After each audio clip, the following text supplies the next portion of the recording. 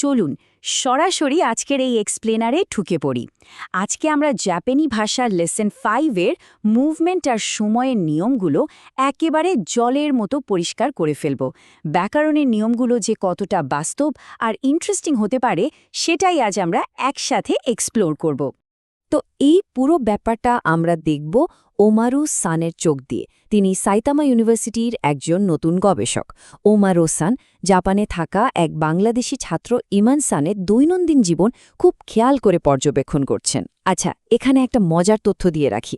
জাপানে যখন প্রথম কারো সাথে পরিচয় হয় তখন কিন্তু গভীর সম্মান জানিয়ে মাথা নোয়াতে হয়, যাকে আমরা বাও বলি, আর দুই হাতে খুব সাবধানে বিজনেস কার্ড আদান প্রদান করতে হয়। ঠিক এভাবেই কিন্তু ওমারু সানের সাথে ইমান সানের পরিচয় হয়েছিল। এই স্লাইডে আমরা আজকের আলোচনার 5টি ধাপ দেখতে পাচ্ছি: গন্তব্য, যানবাহন, সঙ্গী, সময় এবং শিষ্টাচার। চলুন ধাপে ধাপে এগোনো যাক। সেকশন 1, গন্তব্য বা ডেস্টিনেশন। এখানকার সবচেয়ে ক্রুশিয়াল পয়েন্ট হল এই গন্তব্য নির্দেশক পার্টিকেলটা।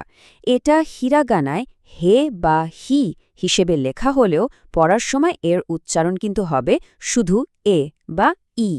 আর একটা ব্যাপার আমাদের মনে রাখতে হবে যে আমরা কখনোই এই পার্টিকেলটার আক্ষরিক অনুবাদ করব না।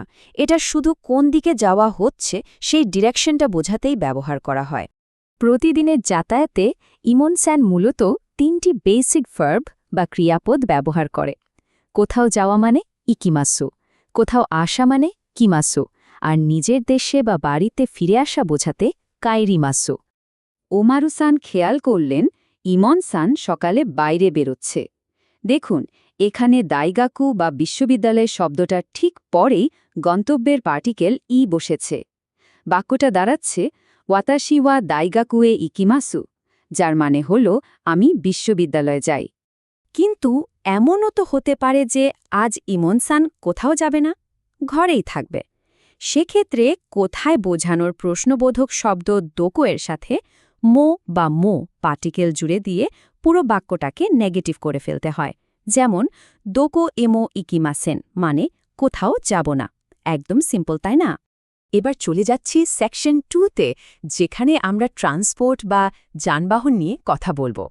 যাতায়াতের জন্য ইমাম স্যান যখন কোনো বাস, ট্রেন বা সাইকেল ব্যবহার করে তখন যানবাহন নির্দেশক পার্টিকেল দে বা ডে ব্যবহার করা হয়। মূলত কোন মাধ্যমে বা উপায় সে যাচ্ছে সেটাই এ পার্টিকেল দিয়ে পরিষ্কারভাবে বোঝানো হয়। ধরুন ইমন সান গাড়িতে করে কোথাও যাচ্ছে, তখন এই স্ট্রাকচারটা খুব স্পষ্ট করে দেয় যে যাতায়াতের মাধ্যমটা হলো কুরুমা বা গাড়ি।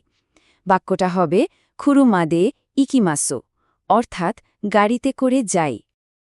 তবে এখানে একটা খুব কমন ভুলের ব্যাপারে সতর্ক হতে হবে।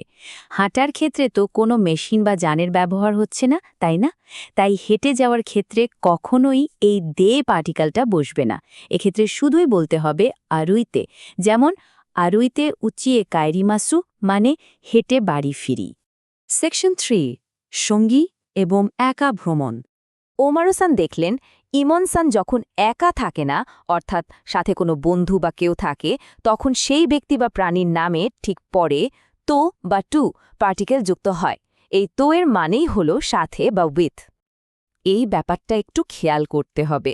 পরিবারের সাথে বোঝাতে আমরা নিশ্চিন্তে কাজকুতো বলতে পারি, কিন্তু ইমন সান যদি একা কোথাও যায় তাহলে কিন্তু সেখানে কোনো সঙ্গী পার্টিকেল বসবে না, সরাসরি হিতরি দে বলতে হবে।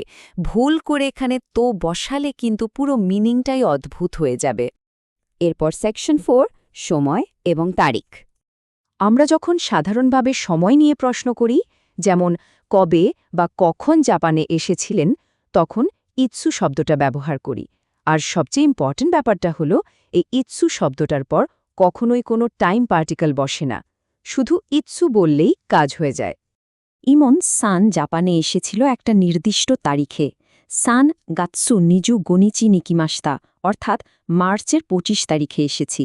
এই বাক্যটা জাপানি স্ট্যান্ডার্ড ক্যালেন্ডারের ফরম্যাটটাকে একদম নিখুঁতভাবে তুলে ধরে। আর জাপানি ক্যালেন্ডারের সবচেয়ে ট্রিকি পার্টটা হলো এই স্লাইডে। এখানে যে 4টে তারিখ দেখা যাচ্ছে, 1, 10, 14 আর 20 তারিখ, এগুলো কিন্তু সাধারণ সংখ্যার নিয়মে পড়া হয় না। এদের নিজস্ব একদম আলাদা আর ঐতিহ্যবাহী নাম আছে, আর সেগুলো মুখস্থ করা ছাড়া কোনো উপায় নেই। যেমন 1 তারিখ হল সুইতাছি, 10 তারিখ তোকা, 14 তারিখ জু ইয়োক্কা, আর 20 তারিখকে বলা হয় হাতসুকা।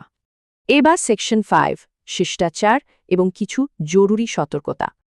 একটা জায়গায় এসে অনেকেই একটু কনফিউজড হয়ে যান, সেটা হলো এ এবং নি পার্টিকেলের ব্যবহার।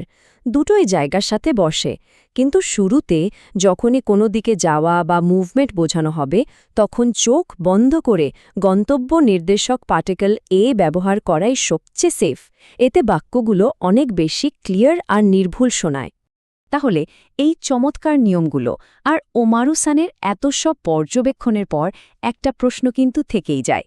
নতুন শেখা এই গন্তব্য নির্দেশক পার্টিকেলটা ব্যবহার করে আগামীকাল আত্মবিশ্বাসের সাথে ঠিক কোথায় ভ্রমণ করা হবে? আশা করছি আজকের এই এক্সপ্লেনারটি সেই উত্তরটা নিজের ভাষায় গুছিয়ে বলতে দারুণভাবে সাহায্য করবে।